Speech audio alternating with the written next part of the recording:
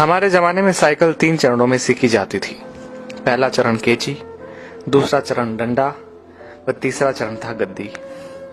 तब साइकिल चलाना इतना आसान नहीं था, क्योंकि तब घर में साइकिल बस एक होती थी जिसे पापा ही चलाया करते थे। तब साइकिल की ऊंचाई 24 इंच हुआ करती थी, जो खड़े होने पर हमारे कंधे के बराबर आती थी। ऐसी साइकिल से गद्दी चलाना मुनासिब नहीं होता था। केची वो कला होती थी जहां हम साइकिल के फ्रेम में बने त्रिकोण के बीच घुसकर दोनों पैरों को दोनों पेंडल पर रखकर चलाते थे, और जब हम ऐसे चलाते थे तो अपना सीना तान कर टेढ़ा होकर हैंडल के पीछे से चेहरा बाहर निकाल लेते थे और टिन टिन करके घंटी इसलिए बजाते थे ताकि लोग बाग देख सके कि ये लड़का साइकिल दौड़ा रहा है। आज की पीढ़ी इस एडवेंचर से महरूम है। उन्हें नहीं पता कि 8-10 साल की उम्र में 24 इंच की साइकिल चलाना जहाज उड़ाने जैसा होता था। हमने ना जाने कितनी दफा अपने घुटने और मुंह तोड़वाए थे, और गजब की बात तो यह है कि तब दर्द भी नहीं होता था। गिरने के बाद चारों तरफ देखकर चुपचाप खड़े हो जाते थे, अपना निक्कर पोंछते हुए। अब तकनीकी ने बहुत तरक्की कर ली है। 5 साल के होते ही बच्चे साइकिल चलाने लगते हैं, वो भी बिना गिरे। 2-2 फीट की साइकिल आ गई है, और अमीरों के बच्चे तो अब सीधे गाड़ी चलाते हैं। छोटी छोटी बाइक उपलब्ध है बाजार में। मगर आज के बच्चे कभी नहीं समझ पाएंगे कि उस छोटी सी उम्र में बड़ी साइकिल पर संतुलन बनाना जीवन की पहली सीख होती थी, जिम्मेदारियों की पहली कड़ी होती थी, जहां आपको यह जिम्मेदारी दे दी जाती थी कि अब आप गेहूं पिसाने लायक हो गए हैं। इधर से चक्की तक साइकिल डुगराते हुए जाइए और उधर से केची चलाते हुए घर वापस आइए। और यकीन मानिए, इस जिम्मेदारी को निभाने में खुशियां भी बड़ी गजब की होती थी। और यह भी सच है कि हमारे बाद केची प्रथा विलुप्त हो गई है। हम लोग ही दुनिया की आखिरी पीढ़ी है जिसने साइकिल चलाना 3 चरणों में सीखा था। हम वो आखिरी पीढ़ी है जिन्होंने कई बार मिट्टी के घरों में बैठकर परियों और राजाओं की कहानी सुनी, जमीन पर बैठकर खाना खाया, प्लेट में चाय पी है।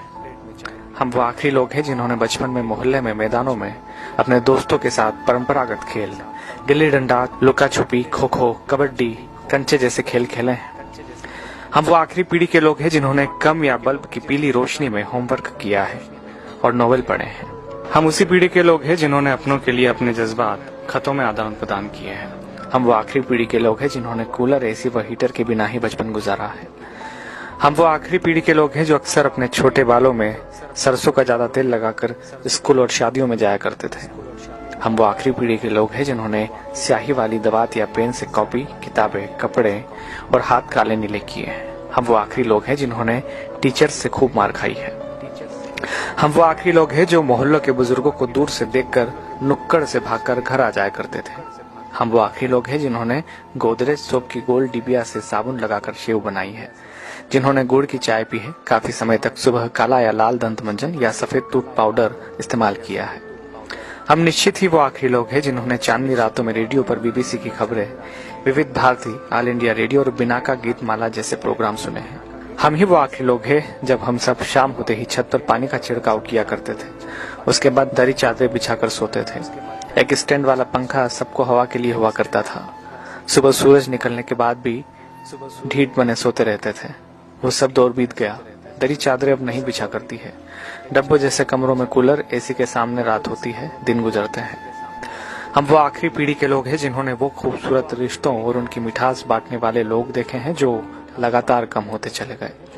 अब तो लोग जितना पढ़ लिख रहे हैं उतना ही खुदगर्जी, अनिश्चितता, अकेलेपन व निराशा में खोते जा रहे हैं। हम ही वो खुशनसीब लोग हैं जिन्होंने रिश्तों की मिठास महसूस की है। हम एकमात्र वह पीढ़ी है जिसने अपने माँ बाप की बात हमेशा मानी है और बच्चों की भी मान रहे हैं।